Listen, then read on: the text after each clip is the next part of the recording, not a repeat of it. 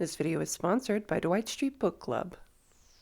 New York City, the Big Apple, the city that never sleeps, America's very first capital, the land where iconic skyscrapers prick the floor of heaven, where dreamers and artists go to make it big and be inspired, where public transit and taxi cabs sing you to sleep, along with the aspiring opera singer in the paper-thin walled hotel room next to you. Keep it up, Fernando. You're gonna get it. A land that at its very mention brings visions of not just its man-made grandeur, but also its hosts of natural beauty. A place synonymous with great food and great times. The Empire City, the concrete jungle, the center of the universe. New York City. Who cares about any of that? So they've got buildings. Big whoop. Who doesn't? You can go to the top of the Empire State. Oh my God. The top of a structurally sound and delicately engineered building with safety measures involved, ensuring you can't fall. Wow, yeah. No, that's really impressive. Excuse me while I take a nap after that extremely exciting anecdote. Call me up when you take a selfie at the top of a structurally unsound art project of a madman in a building that's not up to any sort of code at all. A building that, in fact, openly warns you that any injury or death incurred when you step onto the premises is willingly accepted by your entry into the place. Now that's a story. I thought that whole sign of like, don't shake this because the whole structure could collapse was a joke. And it wasn't a joke. I very much feel like it could collapse at any moment. Ooh, New York has a great subway system. Yeah, who doesn't? Oh, look, it's a genuine Andy Warhol, a Monet, a Picasso. Well, does the MoMA have this? I didn't see it hanging on any walls. I didn't come to New York for any of that mumbo jumbo. I came for one thing and one thing only. My love, my gay shining light, my interview with the vampire. You can take your emotion-inducing starry nights, your magically lit Times Squares, your deliciously foldable pizzas. This is the only thing that matters.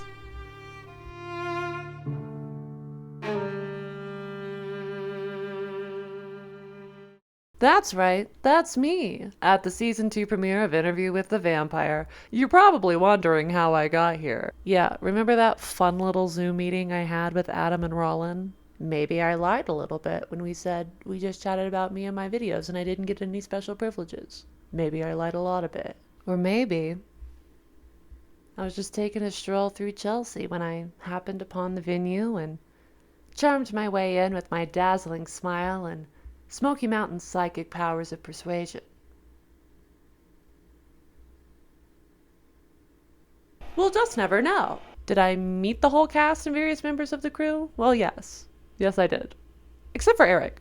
Where were you, Eric? I missed you, Eric. Come to me. Eric, come to me. Viens-moi. Did most of them recognize me because they've seen my videos? Also, yes. Does that fill me with the deepest sense of pride and also deepest sense of panic that I've ever felt in my life? Yes and yes. Did I feel like Charlie entering Willy Wonka's chocolate factory? Simply waiting for someone in a silly hat and purple suit to shout at me, "You lose! Good day, sir!" Yes. Did that happen? No. Which is very strange and bizarre, because I did anticipate that happening. How did that not happen? How is any of this real? How am I sitting here calmly relating all of this to you? I'm not. I've been in a well-maintained state of psychosis since April 30th, and I do continue to stay here for the foreseeable future. What do you mean Adam escorted me personally through the premiere to introduce me to people? What do you mean when you say Rolin said, "Oh my God, it's Autumn Brown," when he saw me? What do you mean Levin said, "Oh, I know you. You're the girl from the skiing down the mountain video"? What do you mean Delaney thanked me for being very kind towards her in my, extended trailer video? What do you mean Assad told me that my videos are so astute? What do you mean Jacob came through the crowd to shake my hand and tell me, and I quote, "I'm starstruck by you"? What do you mean I got to meet Sam backstage after the panel screening because we did not get to meet at the premiere because he wanted to meet me?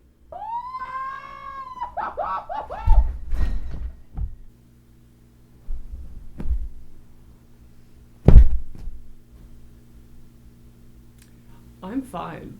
Oh, why? Why? Party at my place for all of eternity. I am burning the world down. Yeah, whatever. Who cares? Like, it's not even that big of a deal. I don't even care. I don't even care. It's not even, that's not why we're here. It's totally not even why we're here. We're here to discuss season 2 of Interview with the Vampire. So, take my hand and join me on this roller coaster. I will be your self-appointed guide, your untrained Sherpa, your child driving a semi-truck full of gasoline.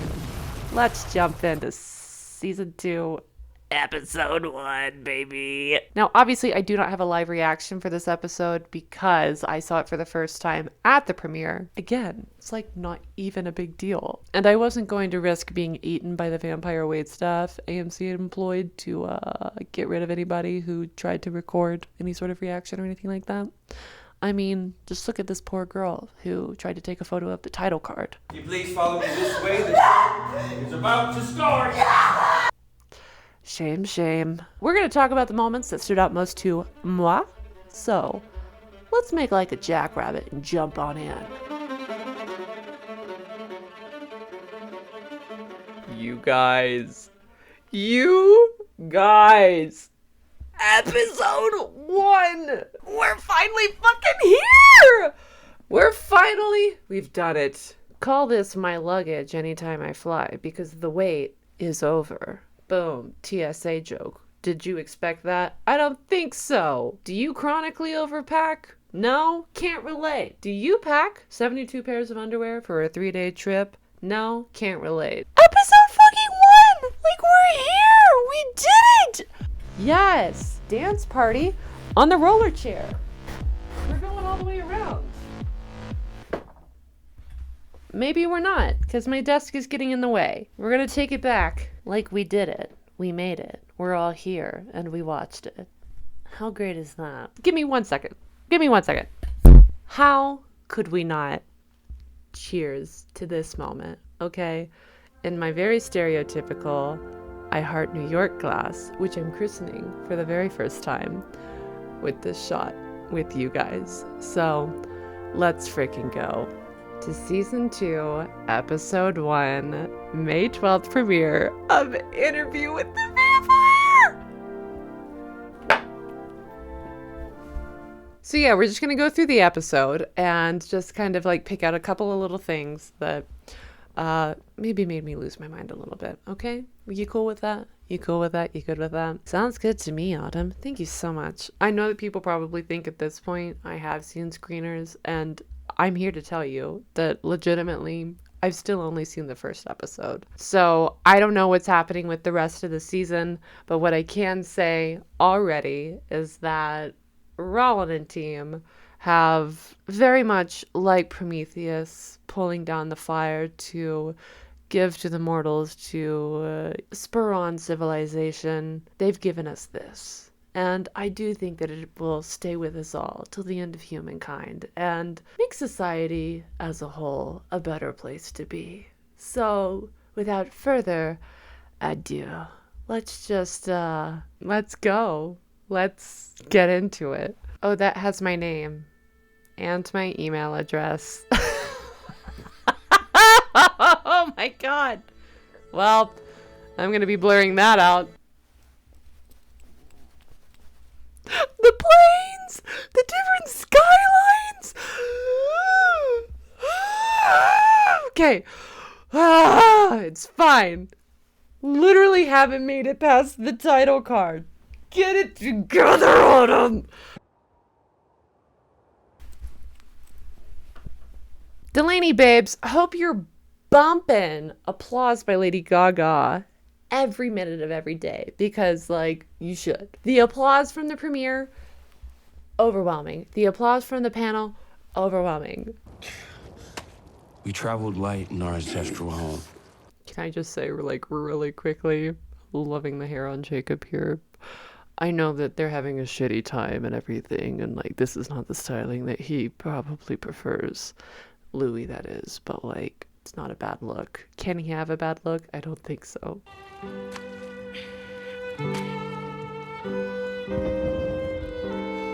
All those years, scouring libraries for evidence of our kind, she wasn't gonna let humanity's ideological rift delay her. Humanity's ideological rift to discuss World War II.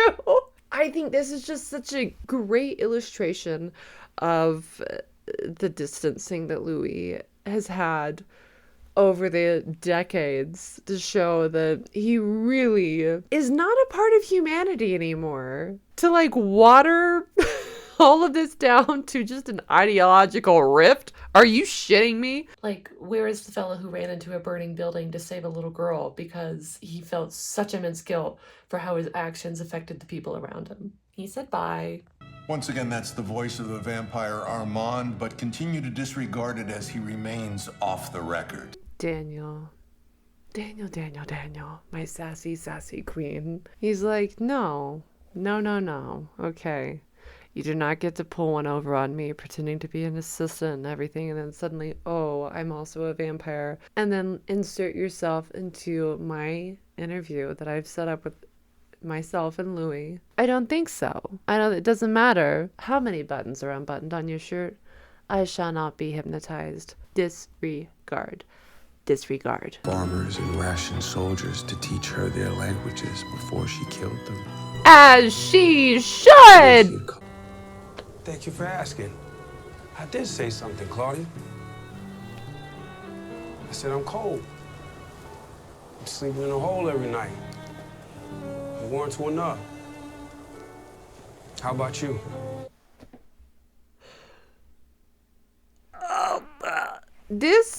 Oh my god. So I love a theater experience and just, getting to enjoy this with other people who are just as excited to see this and everything. And there is some humor to, Louis pretending to, answering as Claudia and everything. And, in the theater, at both screenings, it was kind of, uproarious laughter. But for me, this is just heartbreaking for me, honestly. Can you imagine? Louis has just, in his mind, killed his love, despite everything. Okay, there's obviously love there in favor of trying to go off with Claudia and be a part of Claudia's plan, and he's being iced out by her. This has been going on for years now at this point, and just silence from her. I love how just so much of the show is all about perspective, and all nobody's 100% right, nobody's 100% wrong. Claudia is 100% validated to give him the silent treatment, but Louis is also 100% validated in not wanting to have that. God, I love this show! I want to thank you for the memories you helped restore the other night. I understand these diaries much better now. And I want to thank you, Louis, for yesterday's 8 hours on how to avoid the sun and torpedoes while cruising the Mediterranean War Theater. And tonight's 2... Louis obviously finding some things within himself that he did not think were still in there. He's very open and vulnerable. And Daniel's like, I don't give a shit. I need some explanation on what the fuck is going on here.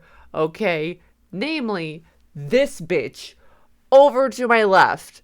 What's that about? And this bitch over to my right. Real Rashid here. What is going on? I don't care about World War II. I don't care about Eastern Europe. Tell me what's happening right now. And I gotta respect him for that. According to Claudia, she wrote it. Let's choose to believe it. Unworthy in San Francisco, unworthy in Dubai. Oh! Disregard. Oh! I see. Is there an Arctic breeze coming through here? Because, brr!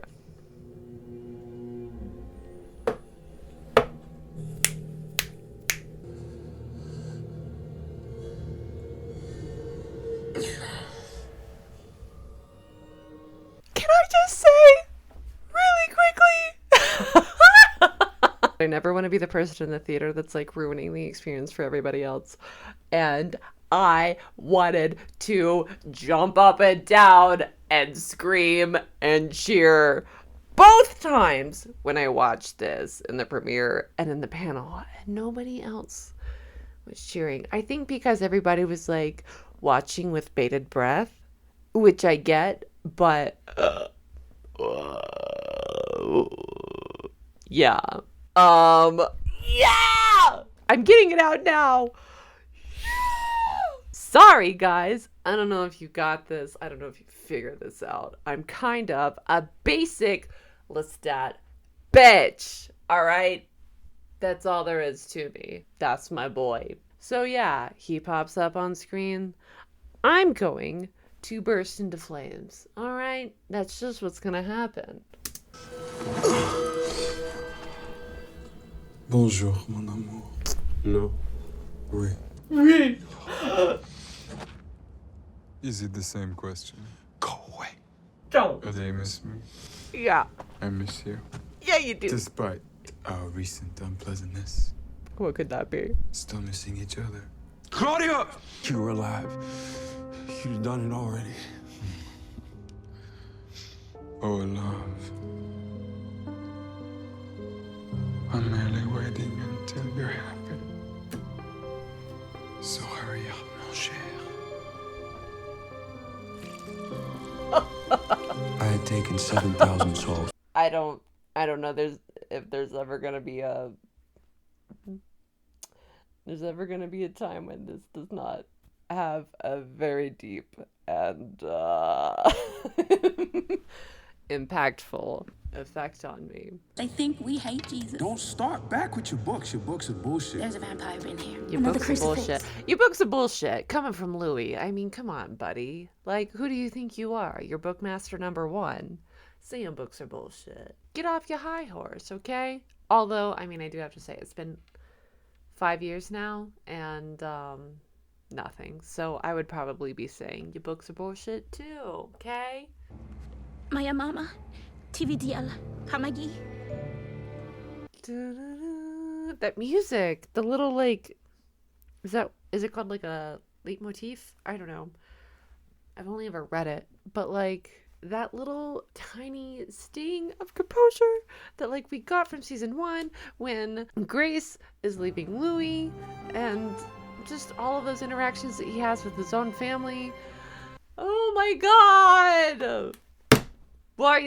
Why do they do me like this? Also, I just love so much. I mean, you know, this was a big theme with the books too, but obviously, like, there's a lot of stuff changed. But still, how they've maintained this element of Claudia is really the one who takes the charge and takes the lead, and it's Louis who's left behind to, you know, flop around in his despair and, you know, get caught up in the emotion of it all and the past and everything like that. That's like a big theme with Louis. He's just caught up in who he could have been, who he was, who they were. And Claudia is very much, you know, forward thinking. And I think it's just a great way to show this through the languages and everything, how Louis is not making that effort to like try to blend in. And yeah, he really is along for the ride, and he's there for Claudia because he doesn't really know what else he's there for. And to Claudia, man, dead weight. Ow. Ow, ow, ow, ow, ow. We should get every detail right. In total agreement. Perhaps this would be a time to take a break, Louis. Can I just say, okay, so, like, with all the teasers and everything that they released, I thought that this scene and, like, this whole thing would happen I was guessing around like episode 3 or 4. And this is happening in the very first episode. We are 18 and a half minutes in, and we've already seen this. And there's so many things in this episode that I thought would happen way later on that happened right now. And it just makes me excited because I'm like, okay, a lot of the conceptions that I had about where this was going to go and how, different scenes were going to play into each other are just being disproven. And I don't like to admit when I'm wrong very often, but when it's exciting as this, and that means that like, okay, I really, really don't know as much as I thought I did. It's great. Like, oh my God, there's so much more to think about now. Dumb Halloween costume, gloves, contact lenses. They tell jokes. They're charming. That's why I'm coming after you, Real Rashid. You I can fucking break. He said, Humpty Dumpty sitting on a wall, I spy you. Humpty Dumpty, you're about to have a great fall, because I'm going to fry you up in my fucking skillet and have you for Sunday brunch. Real Rashid, I am coming after you. Yes, because what the fuck? What was that conversation like? Hey, buddy, I'm going to pretend to be you for a little bit. Also, all of Armand's little looks, like, I am just fucking close to putting the teeth in the throat myself, okay? We gotta get this guy out of here. I'm trying to keep a level of control, and you're really fucking with that. As she should. As she should. Hey, creepy guy, what's going on? Oh my God, look at her fangs. Ow! Girl, don't you do that. I am a magical vodka Negro. Having the first all right night in quite a while. Come on, now. Either a deserter or a Bolshevik. Which is it? This is why you have no friends, old man. I told you already. Love the Peoples. Oh my God. Like, I'm just realizing this now. They went from little pinpricks to fully dilated. Again, the details. The details. Obviously, this is a tense moment. This is a heated moment. And Louis' aggression is going to do that. Oh, God.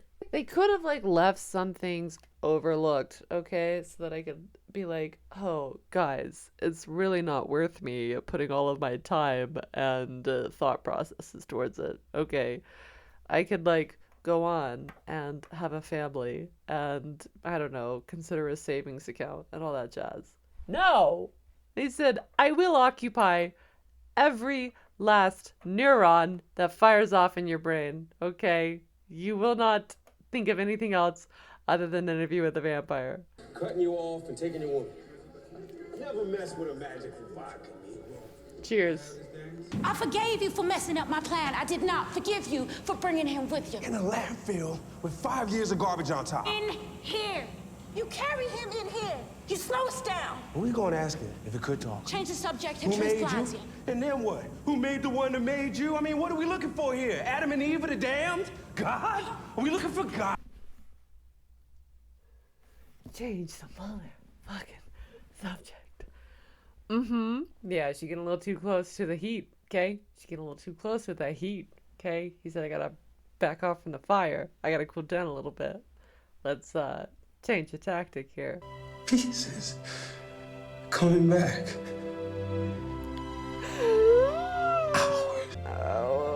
Okay. She could dream. Thank you.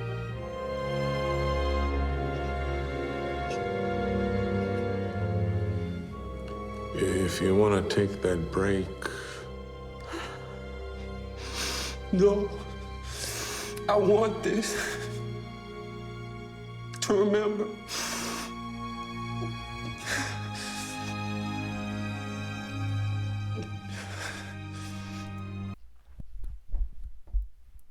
This is my third time watching this and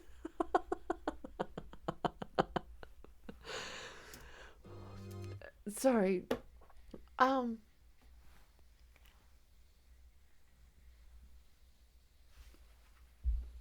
What the hell is that?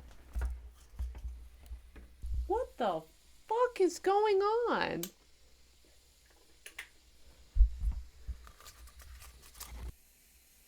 Oh my god! You got... It's fucking raining! I cannot believe the thematic symbolism happening in my life right now. Are you fucking shitting me? This scene, and all of a sudden it starts fucking... I don't know. I live in a desert. Do you know how often it rains? Not often. Right when this is happening. Was it raining, Autumn? Was it raining? Jesus. Listen, what have I said? God Almighty is a fan of the show and is just trying to make this an interactive experience for me, okay? That's just what happened, alright? I've got to take a walk. I've got to take a moment, okay? I'm gonna take a moment. Okay, we're pulling it back together again. We're continuing on.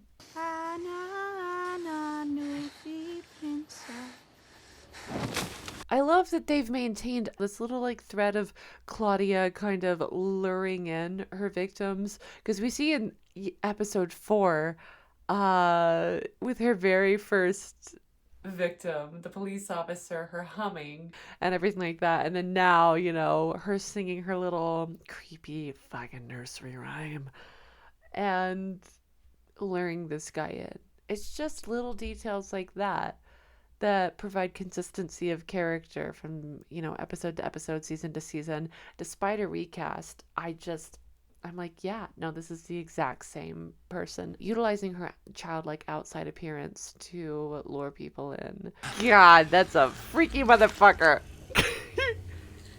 Yeah. What the hell is that?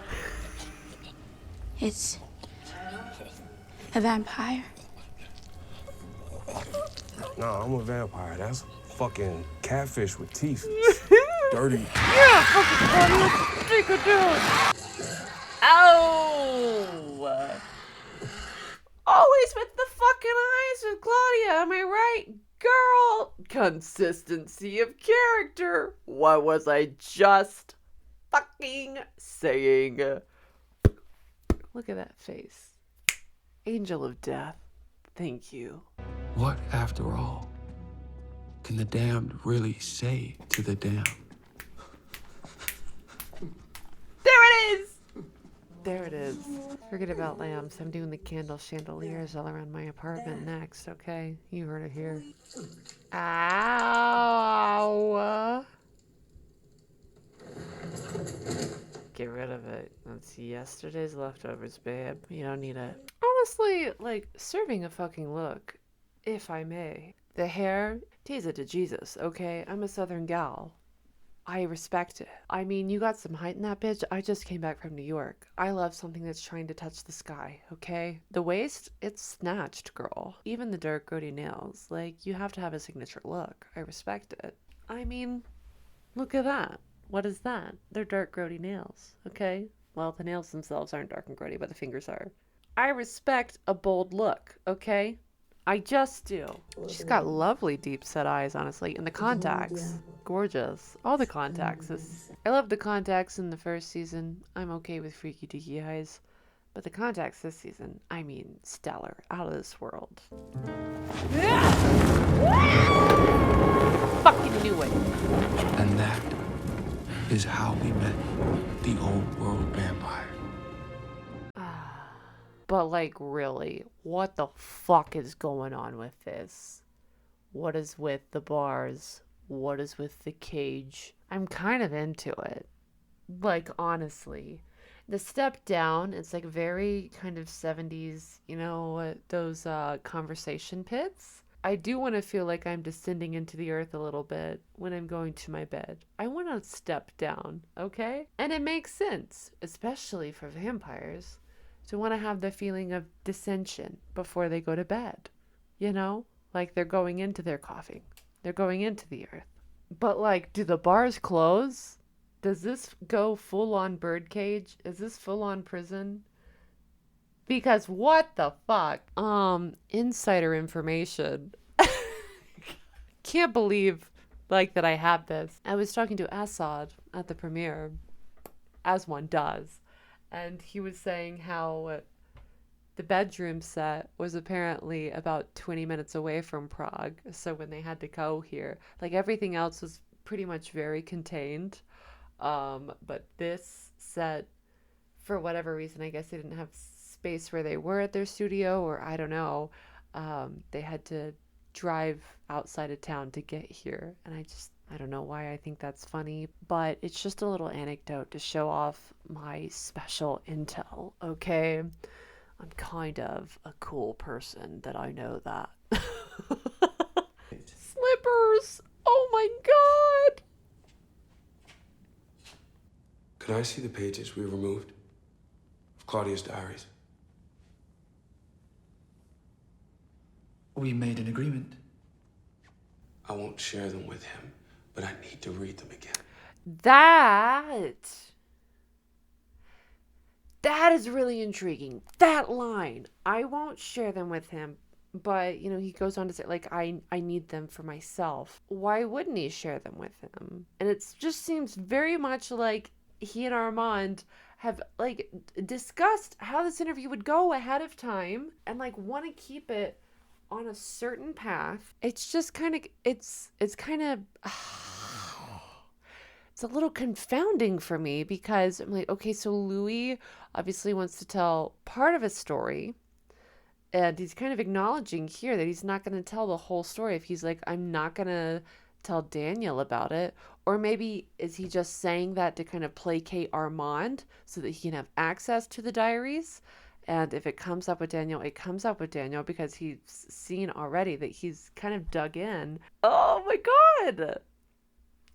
I don't know, because, like, if he just wanted to tell a specific story, and at this point, he's thanking Daniel for revealing certain truths to him, and being like, okay, I am getting memories that I don't quite remember, and I'm thankful to have these memories. Why would he want to keep them from Daniel, the person who's responsible for opening that part of himself up? No, it just doesn't check out to me. The intrigue, the drama. Look at that headboard. Can you imagine? How do you come up with that? Honestly. Like, Mara, how do you come up with that? This right here, does that not look like a big toe and 4 other little subsequent toes? That is so funky. Also, too, like, look at this. Louis' side of the bed, book, book, book, book, book, book, book, book. Armand's side of the bed, nothing. iPad, though. iPad. Character details! Pay attention! I'll have Rashid assemble the pages removed.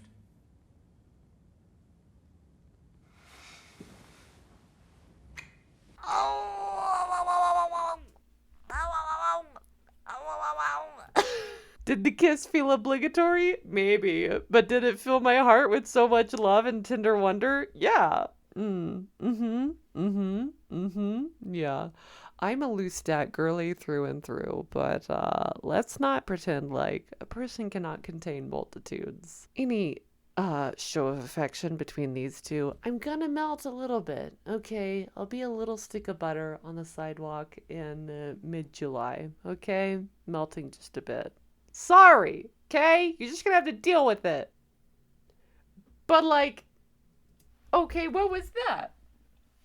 What was that? Hold up. Obligatory kiss. What's that look?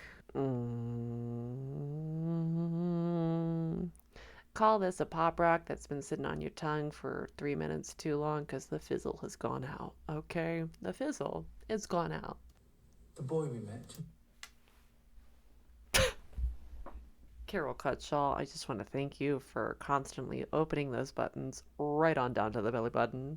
The one who fumbled over his tape recording device, who barely understood the meaning of the story he was being told.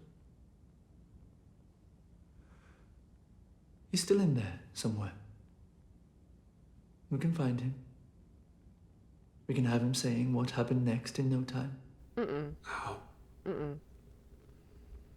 do it together.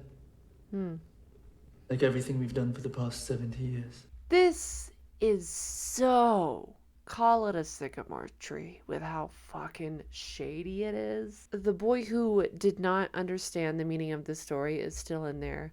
Let's find him. Like, openly admitting that he wants, at least to me, and maybe I'm interpreting the scene wrong, that he wants to find the version of Daniel who did not fully understand the story correctly and will easily be pushed over to taking the story that they're trying to give him. And they're going to do that by doing it together and Armand stepping in, which is something that didn't happen in the 70s and Louis lost control. It didn't happen in the first season and Louis lost control again. So now Armand's finally, you know, fool me once, shame on you. Fool me twice, shame on me. I'm going to step in and make sure that the interview goes how we fucking planned on it going. And shady. I need to know more of what is going on in Louis' head right now. Because he's very scattered. He's very open right now. And I don't know what he's feeling, and I don't think he knows what he's feeling. And I think he's grasping for someone to kind of take control again and tell him how he's feeling. And that's where Armand comes in. He is going to take control. So we think. Yeah. Hand holding, yes, girls. Good morning. So, fellas, what's up? You have our attention. Yeah? Yeah. Yeah. Okay. Daniel may have served up a heaping platter of sassafras and potato onions, but Armand says I can give it right on back. To the mother of New Orleans. Members of my coven had sensed We'll get to you. He said, make like a jacket and zip it, icon.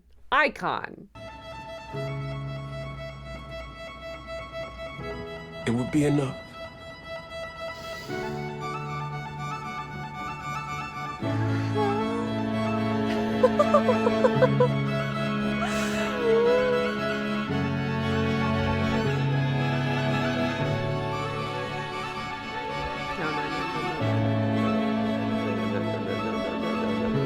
Show me. Me and you. You and me. Me and you. You and me.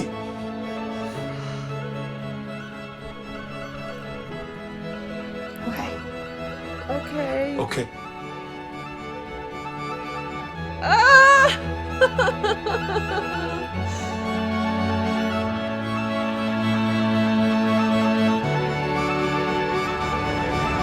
What did I fucking say? He was in the truck with them.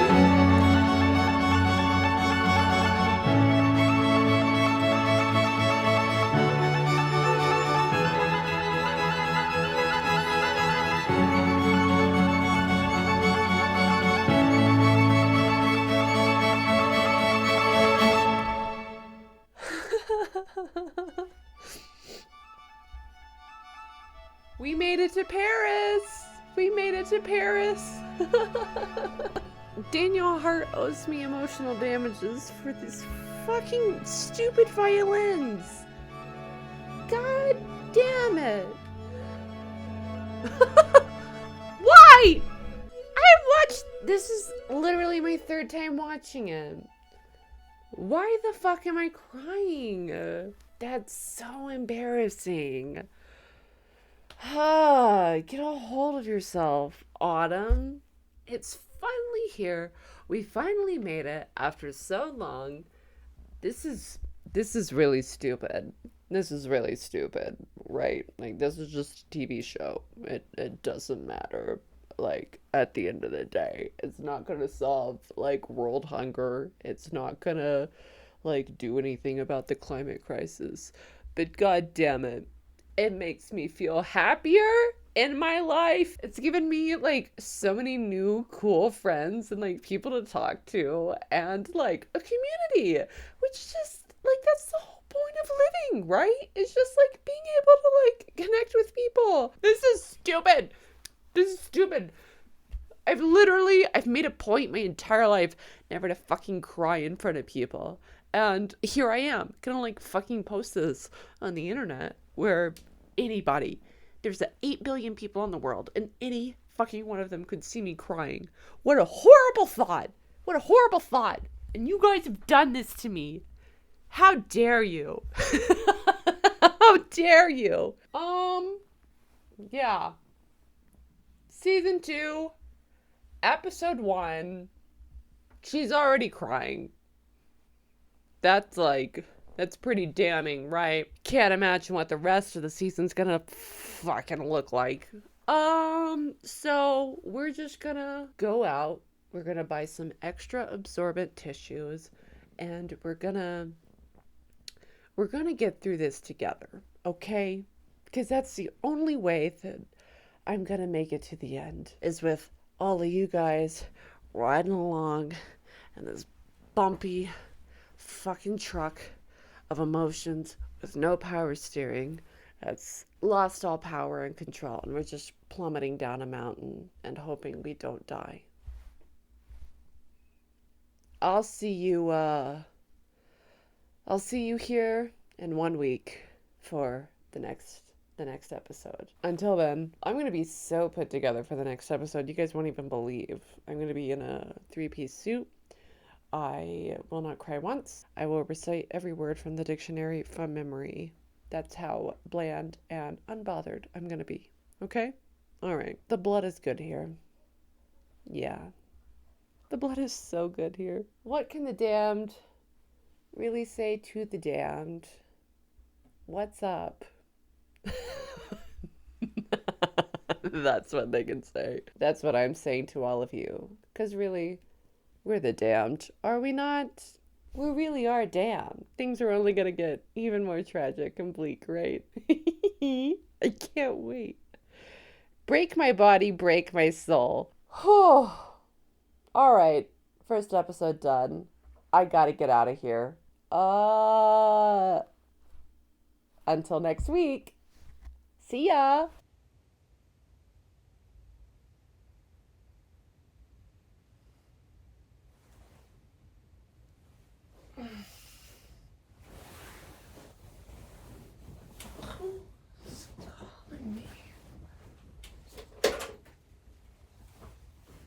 Hello?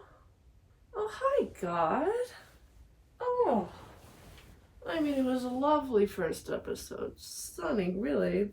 And I loved the rain. The rain was very immersive. That was a very nice touch on your part. Thank you for that. You know, I thought they were lovely in the episode, but I just don't think the prison bars would match my aesthetic. So no, I don't see myself adding them.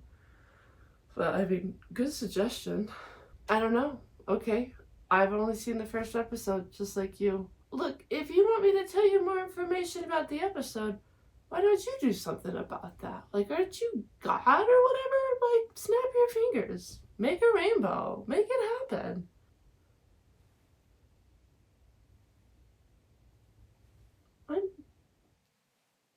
Give me 1 second. The hell is that? What is that?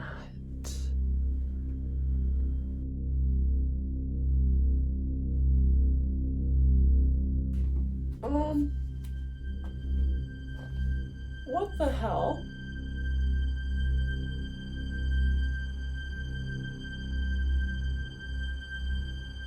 Hannah? I don't know a Hannah. Oh! Okay, now.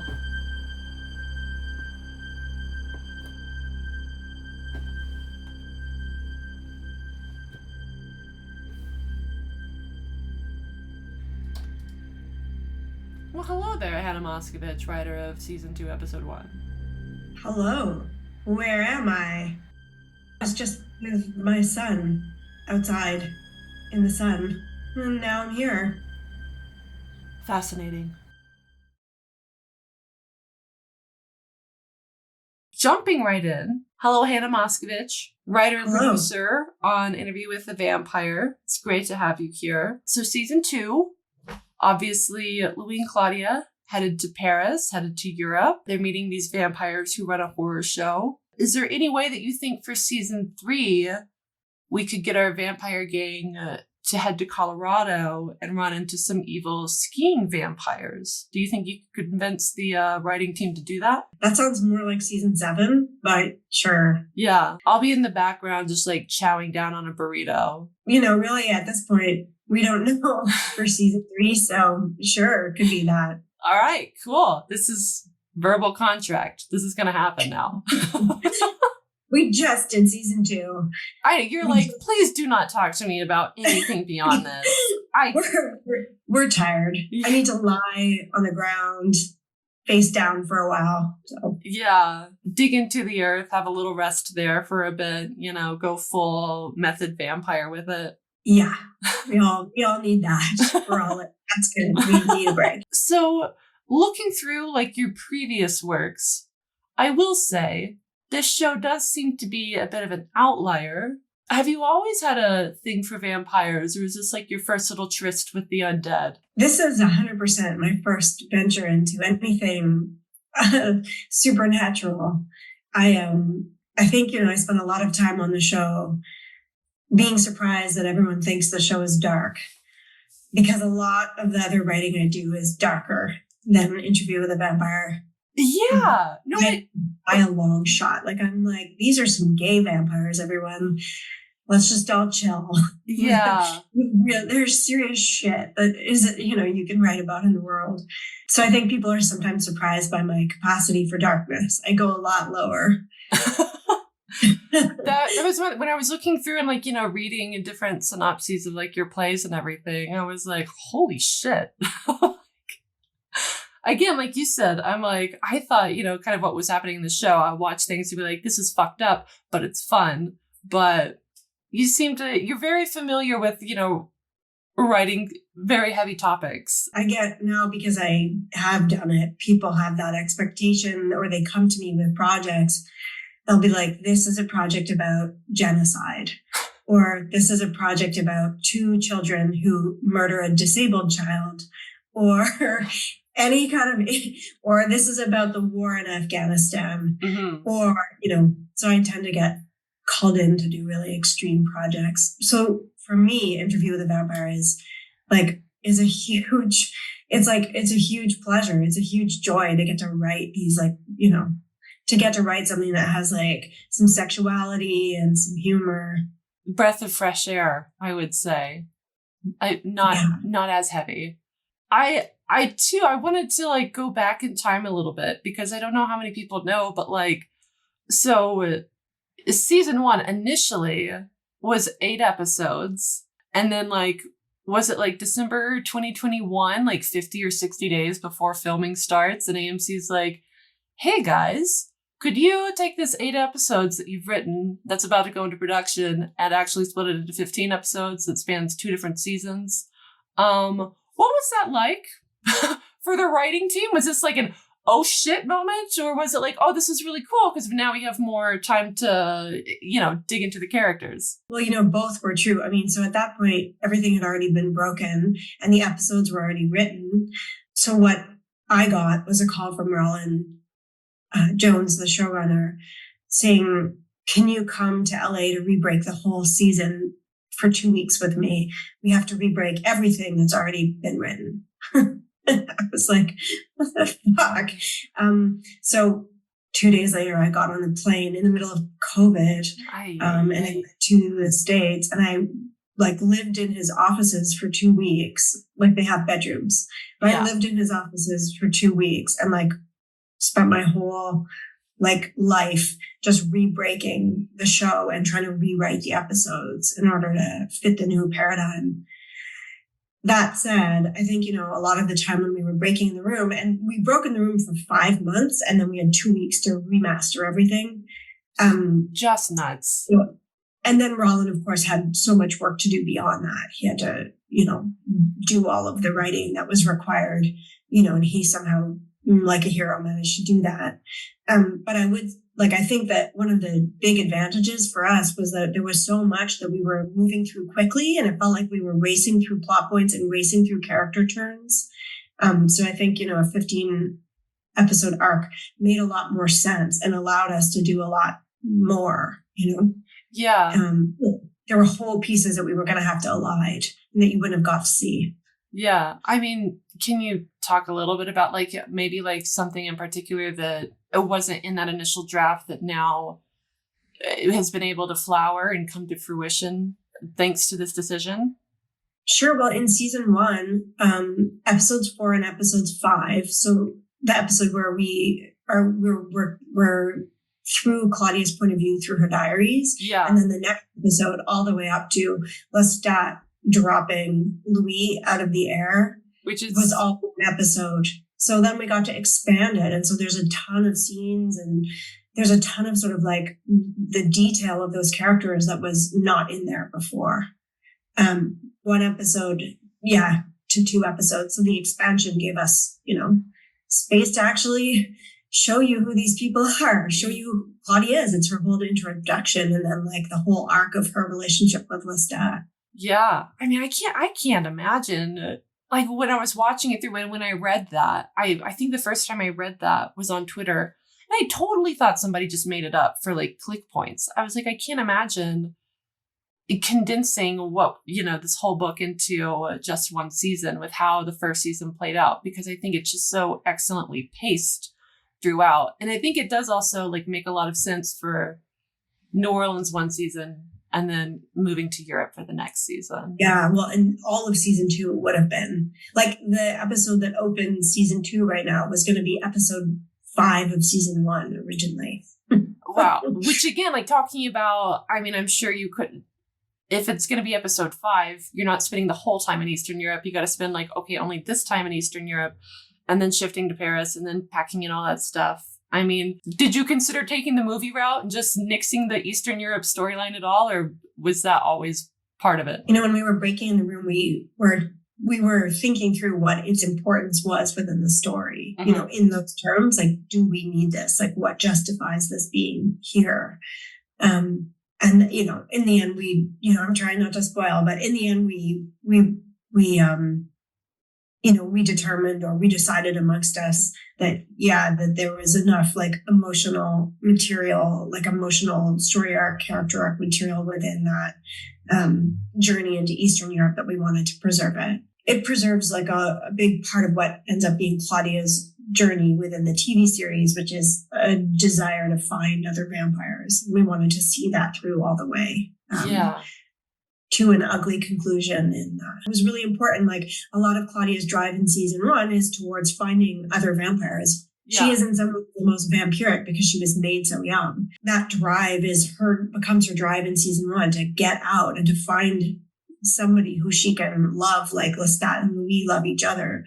And we wanted to see that all the way through into season 2 and see that dream die before it is reborn. Yeah, that's something so my little brother, he got to go to the panel screening, and that's something that we kind of talked about, skipping ahead to the very end of the episode, the "Who are we" monologue, which, crushing, but also, we were kind of discussing okay, does Claudia really believe Louis in this moment of that he really thinks it's you and me, because obviously we see he doesn't even fully think that because he sees Lestat sitting next to her, but she says okay. Is that because she's believing Louis, or is it because she's just so defeated at this point? What she's been searching for this whole time has just literally gone up in flames, and she's kind of I guess maybe Louis might really be my only option in life. Well, in a weird way, that is open that's open for audiences to to think about however they want to think about. I mean, I have my own answer.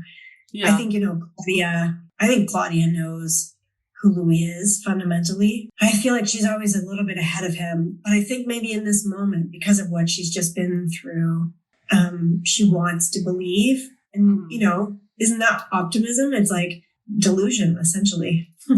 It's like the triumph of hope over despair and hope over knowledge too. Yeah. Which I think what she's doing in that moment. And also, she has this beautiful relationship with Louis. I just think she knows who he is. Yeah. I was also curious too, was it established like pretty early on that you guys were going to send Louis and Claudia to Eastern Europe and Paris in the throes of World War II and after World War II? Or was there ever any discussion of there maybe being a different timeline when they arrived there? No, I think that was always there, partly because there is like a war going on in Louis' soul. Yeah. And there is a war going on between him and Claudia in the wake of him not burning Lestat. And we wanted, as always with this show, it's like we do a kind of pathetic fallacy, but it's not the weather, it's the time period, or it's the era. And so whatever the era is, it's going to in some way reflect what's going on in the internal life of the characters. And so it felt right that we were in the midst of war as these characters, like battle it out and wander in the desert of war also. It's like after living in New Orleans for so long, the other metaphor that's in there is just like wandering in the desert of not knowing, being vagabonds, being itinerant in the wake of having had such a clear home. Wow. That's like unlocked a whole new rabbit trail for me to go down later. So that being said, let's strip away like the plan for the season, the books, all of that. If it was up to you, taking these characters and plopping them in any time or place or historical event, what would you like to see them experiencing? Like, you mean just the characters outside of the show? Yeah, it doesn't even have to be like anything serious. Just like for me, I think it would be really fun to see all of them like going to a Y2K party and just seeing how they all respond to the new millennium and everything like that. Like, I think Armand would for sure be one of the bunker boys who's like, the world is ending. Oh my gosh. I mean, and we've taken them through so many periods in time that like there's a pleasure in it. I mean, I think like I'd love to see Claudia just after Me Too. Yes.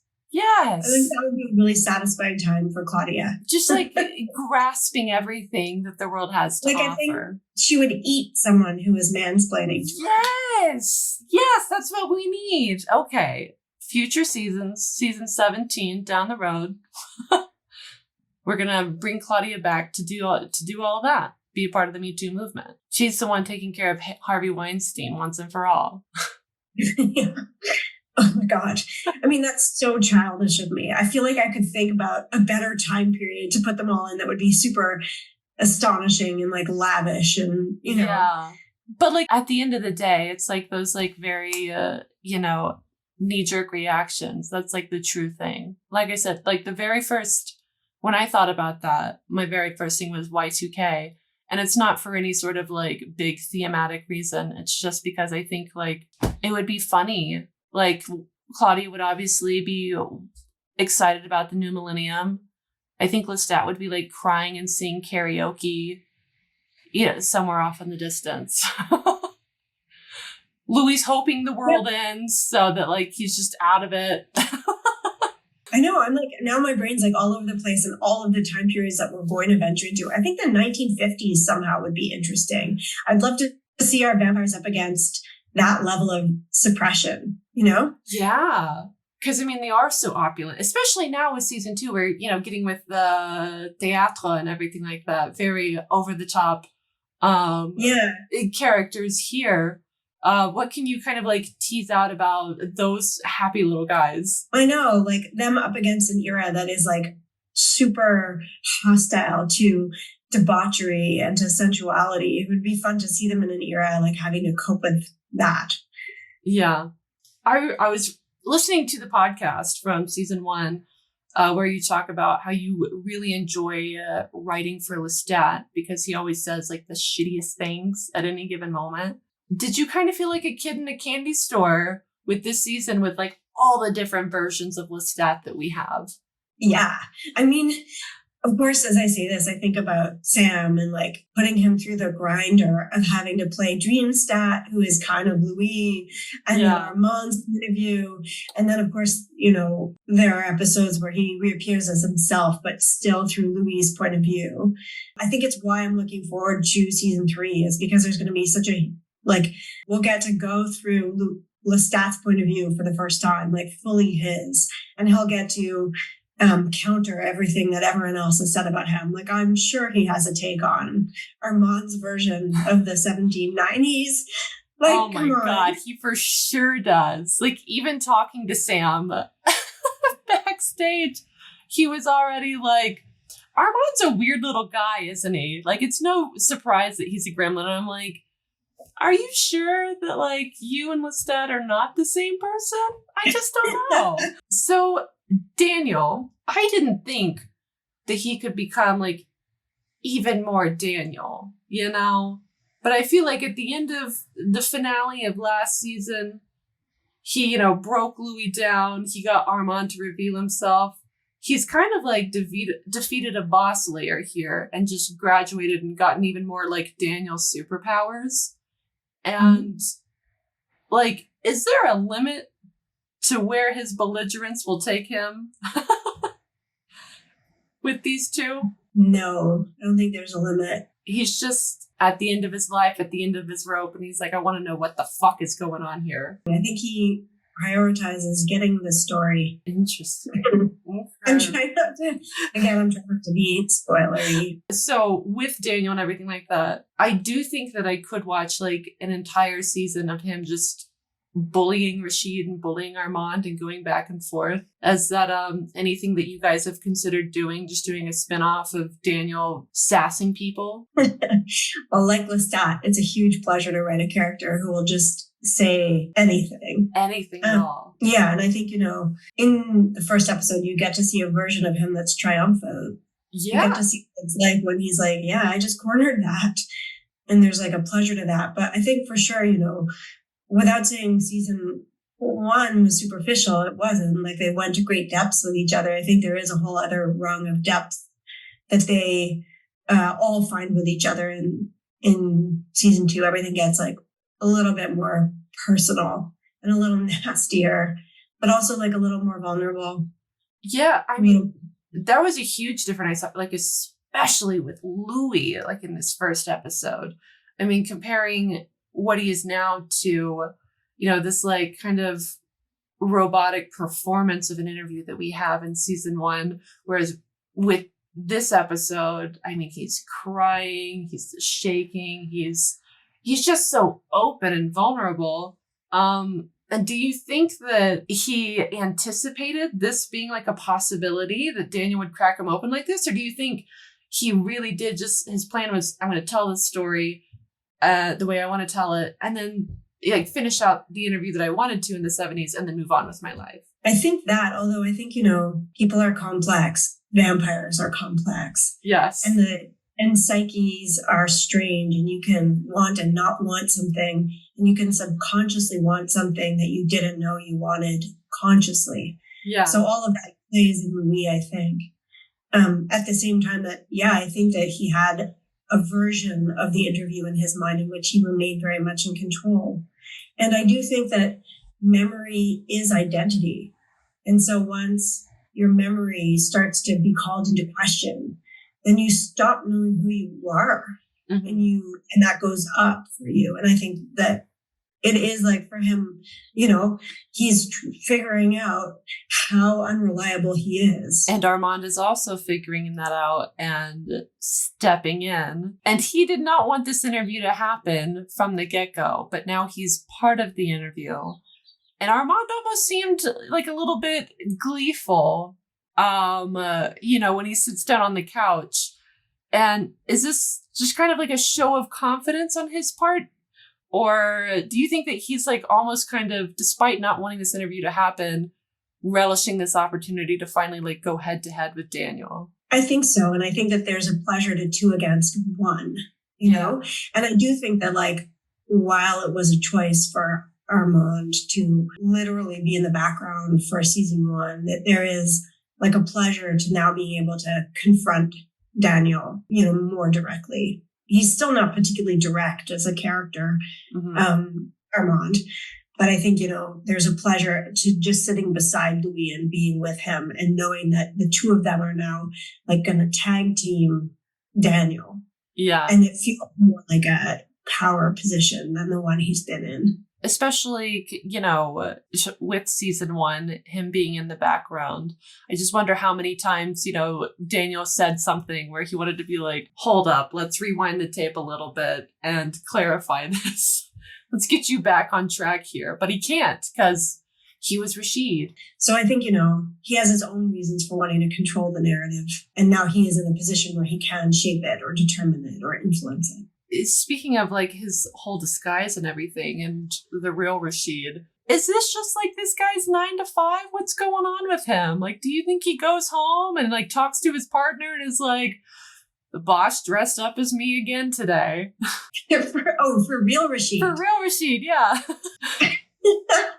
Well, I think, you know, he's accepted already that he's, you know, employed by vampires. So now kind of any weirdness is like, you know, par for the course. He's like, whatever. It's like, I'm employed by them. These, you know, these beings, and yeah, this is just another Tuesday. I think to do that job, you have to not ask questions. Yeah. And now he's got like this journalist guy who says he's going to break him and come after him. And he's just like, I'm just trying to get a paycheck, dude. Can you please leave me alone? And I feel pretty sure that real Rashid has seen a lot worse. And I, you know, without spoiling, I think in the season he may see worse than just a journalist saying some like words to him. You know, like, well, it's just shit talking. Exactly. He's seen those vampires eat people. Yeah. No, I'm thinking now, like, yeah, we had the little mention of the farm from the first season. What is that about? We've still not gotten any clarification on that. So, yeah. This is like nothing to him. You're right. Yeah, he's NDA'd. Yes. Perfectly NDA'd. He's here to serve. So with like this first episode and everything, were there any like specific lines or scenes that, you know, as you're writing, you were really, really excited to see like portrayed, you know, on screen that stood out to you?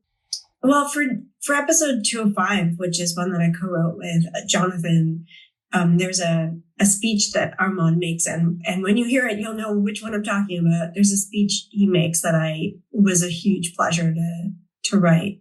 For episode 201, I mean, I think I you know, it was a great pleasure to write Daciana. And to write this like old world vampire and to have her be like a little addled by the blood that's been poisoned by all of the war. But have her say, like, have a whole different vocabulary and way as a vampire than what we've seen so far. I mean, this is childish, but there was a great pleasure to writing a scene where like Louis and Claudia eat some Nazis. Uh-huh. I mean, I was sitting there in the theater being like, yeah. You know, and of course, like in war, it makes killing very easy for them. You know, they can just throw corpses anywhere they like. Yeah. So. Yeah. Very gruesomely, too. I mean, guys missing hands, guys wrapped in barbed wire, you know. I know, we went to town. It's like, you know, we plunge you into, you know, World War II, Eastern Europe before taking you to Paris. Yeah. And I mean, it makes sense that you're going to like show us that gore and that kind of level of horror. I mean, we're getting hearts ripped out. We're getting eyes ripped out. I loved it. Well, and you know, like the show has its roots in a kind of gore, right? And in the grotesque. So you want to do that as well as in I mean, I think that's one of the things I like the most about the show and writing on it is that there are so many levels. There's like a lot of sophisticated poetry in it. And then there's stupid jokes, but then there's different registers of humor.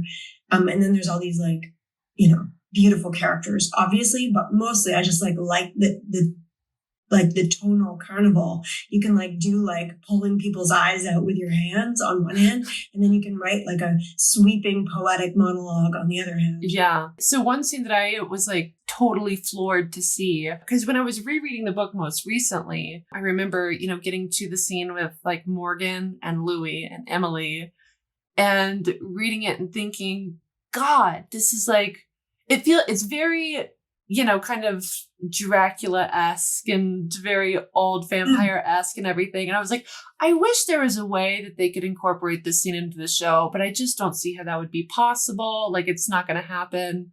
And then, you know, I'm sitting there watching it and, you know, little pieces are coming together. I'm like, this is a British guy. His name is Morgan. We've got Amelia. And when we come out and she's been bitten, I'm like, oh my God, they're doing this scene. So thank you for that. How do you, when you're like going through the book and everything, figure out what lines and what scenes and stuff like that you're going to lift and kind of incorporate into the show? Well, we always do, partly because we always have the title be a line from Anne Rice, and then that is incorporated into the episode. Yeah. But like we reread like mad.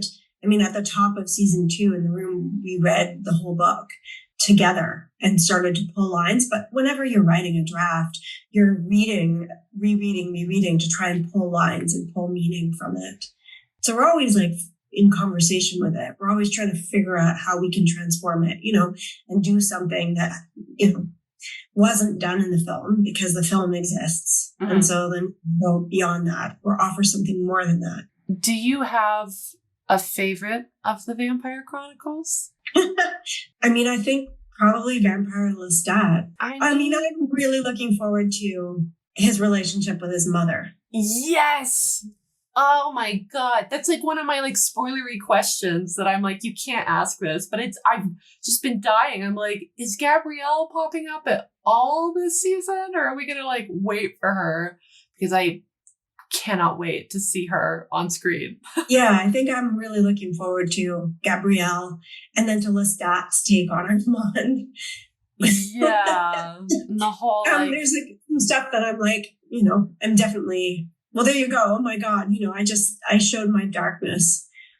I mean, I think that's one of those are probably darker pieces, but I mean, everything about, yeah, there'll be such pleasure in going into that. Yeah. And whatever the present tense and the past tense of that are going to be in this version, in Rolin's version.